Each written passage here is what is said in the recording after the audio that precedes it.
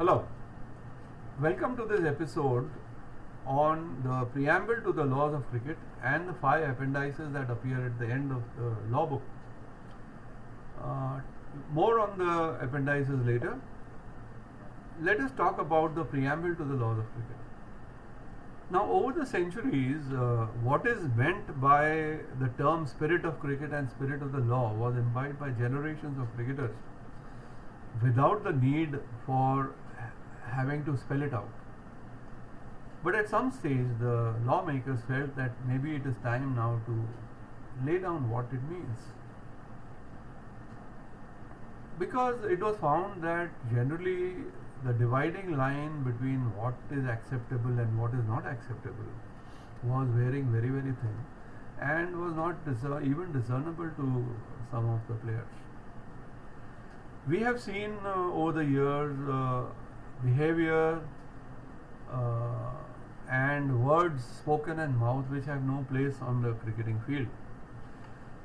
It should be realized by those who play the game at the highest level that the see-all medium of television projects these images to many impressionable minds all over the world. The message to them is this is cricket in all its ugliness. We do not want the term not cricket to lose its meaning. It has a particular meaning which is clear to everybody. We don't want that meaning to be lost. There is a greater danger involved in the sense that bad behavior finds many imitators, this bad behavior will be imitated by many youngsters right across the world and create problems for umpires, and it has the potential of destroying the very fabric of the game. Now the preamble states very, very clearly, lays down one very important principle there for the laws, that the captain is responsible at all times for ensuring that his players play the game within the laws and within the spirit of the game. You will see that as we continue with our learning that every time there is action to be taken against any player or the team, the captain cannot escape. He is always reported because he has failed to ensure that his player acts within the laws and within the spirit of the game. So there is everybody who is involved in the game today owes it a duty to the game that they should do nothing, absolutely nothing that will bring the game into disrepute. That is the message of the preamble to the laws of cricket.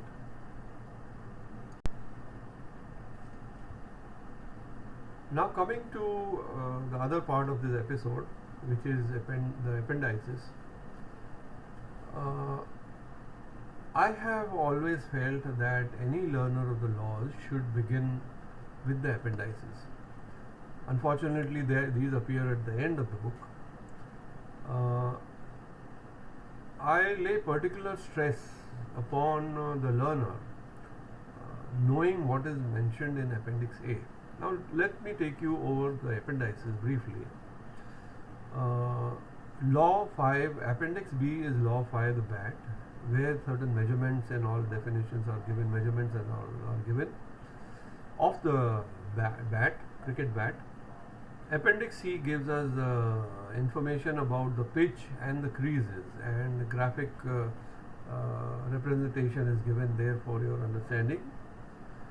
Law D gives us graphic description of the wickets, the measurements, the wicket, the bails, what comprises the wicket, and the wicket keeping gloves. Appendix E, wicket keeping gloves. There are certain restrictions on the size and design of the wicket keeping glove which every umpire should know. I belong to the generation when this was first introduced, and we had a very hard time implementing this. But now people have begun to accept that. Now coming to Appendix A, which is more important. The Appendix A contains many definitions of words and phrases that appear in the laws. Before you start off on your journey through the laws of cricket, I would want you to read briefly, just read, not to do anything else, no study anymore. Just read maybe once, maybe twice, maybe thrice to understand that yes, these things are there, these definitions are there.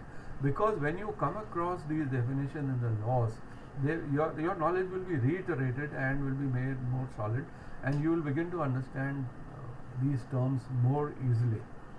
But to begin with, you ought to know that these definitions are there in the laws. The Appendix A is divided into 13 parts. 13 parts. Appendix A has 13 parts. They are classified differently. A1 is about definitions about the match. What is the game? What is the match? What is the toss? What is before the toss, which is important? What is before the match? What is during the match? Whenever the law says before the toss, before the match, what does it mean?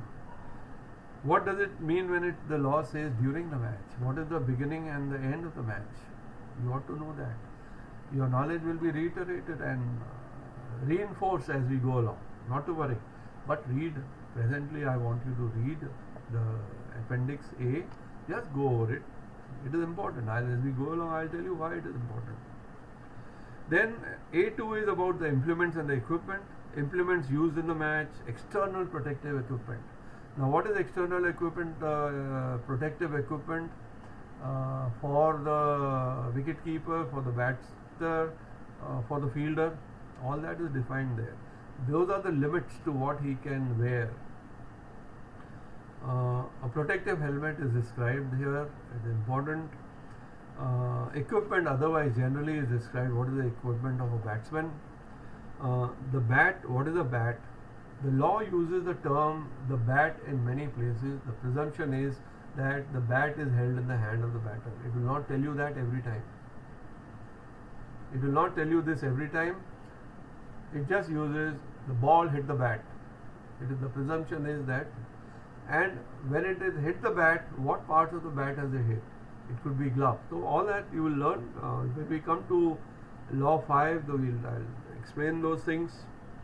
Held in the batter hands doesn't mean that it is to be gripped between thumb and fingers. It could be mere contact with the bat handle or any part of the bat means that it is held in the hands, held in the batter's hand. Playing area. There are restrictions on practice on the playing area, different sections. What is the field of play? You need to know this before we come to that particular law. The legal, you already know, I am sure, what is the field of play and what is the square and what is the outfield. I am sure you know that, having been involved in cricket over the years. But the legal definition of this is important. The positioning.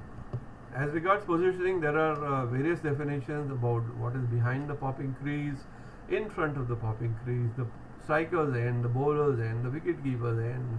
What is in front of the line of the striker's wicket is important. What is behind the wicket? You know that the wicket keeper has to be behind the line of the striker's wicket. So you need to know what is behind the line of the striker's wicket, a very important definition. What is behind the wicket keeper? Offside, onside, inside edge.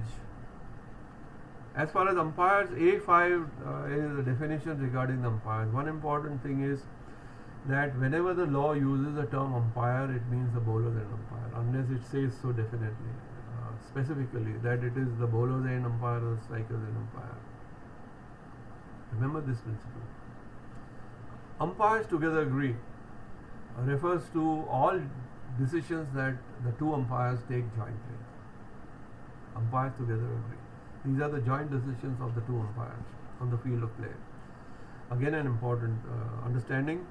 A6 is batters, the batting side. What is a member of the batting side, the striker, the non-striker. We all know what it is.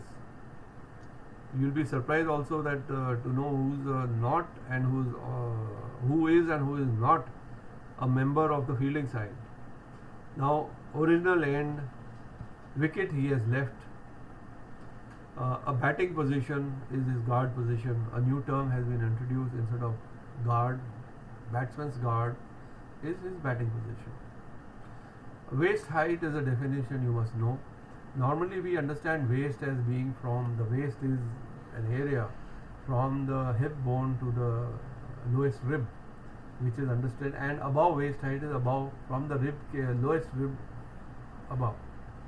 But the laws define it differently from what we normally understand. So you need to know this specially because the law says that it is the position where the player generally wears his waist belt. So it is reduced by about 4 inches from your normal understanding of what is above waist. The fielders, what is the fielding side? Who is a member of the fielding side? An important definition. Who is a fielder? Substitutes, replacements, runners, substitutes, replacement, runners, you know all of that, but the definition is required to be known and understood. Over the wicket, round the wicket, delivery swing, delivery stride. Delivery stride is an important definition, where the delivery stride ends, where the delivery stride begins and where it ends. As regards the ball, whenever it is stated in the laws that the ball is struck or strikes the ball, it means that the bat is held in the hand of the striker. You will see this definition in Law 5, Law 4, Law 5, and you will also you find it here too. What is a full pitch delivery? A run, it is defined when a run is to be disallowed, when it is not to be scored, because different actions will follow. The person, a very important definition. What comprises the person of the particular player? The batsman's person, the fielder's person, the wicketkeeper's person. This is important. What is his clothing? What is termed as his clothing? Hand of the fielder, of the batter, and we have Appendix A13, where there is a graphic description given of what is the offside and what is the onside of field, with some bowling positions given. This brings us to the end of the discussion on the appendices, especially Appendix A. I will want you to read this 2, maybe 3 times. Just read, just go over it, nothing to remember. All that you read will be re-emphasized, reiterated and reinforced as you go along because these terms appear repeatedly. And you will know, yes, when somebody says in the laws before the match, you know what is before the match. If it says during the match, you know what is during the match. All of these things, its importance will be clearer as you go along. Whenever the law talks about the person of a particular player, what is included in the person. So my suggestion to you is, go ahead, just read it, and before you click on the next episode, which is going to be on Law 1, I would want you to read it. Thank you very much. Goodbye.